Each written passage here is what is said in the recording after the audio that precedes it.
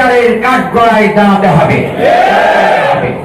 দ্বিতীয় কথাটি আমরা বলতে চাই, এই গোটা শহীদ পরিবারের পিছনে গোটা 18 কোটি মানুষই রয়েছে। আপনারা ভয় পাবেন না, বাংলাদেশ আপনাদের পাশে আছে, আমরা আপনাদের পাশে থাকবো। বিশেষ করে বাংলাদেশ জামাত ইসলামী তার সকল কিছুর বিনিময়ে এই বৈষম্য বিরোধী আন্দোলনে যারা শহীদ হয়েছেন, পঙ্গুত্ব বরণ করেছেন, আহত হয়েছেন, আমরা তাদের পাশে থাকবো ইনশাআল্লাহ।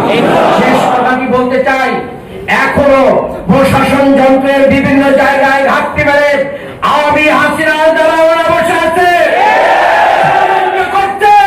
তাদের সমস্ত ষড়যন্ত্রের ডাক ভাঙা জবাব দেওয়ার জন্য গোটা দেশবাসীকে প্রস্তুত থাকতে হবে। প্রস্তুতি নেওয়ার আহ্বান জানিয়ে আমার বক্তব্য শেষ করছি। আল্লাহ হাফেজ। বাংলাদেশ জিন্দাবাদ।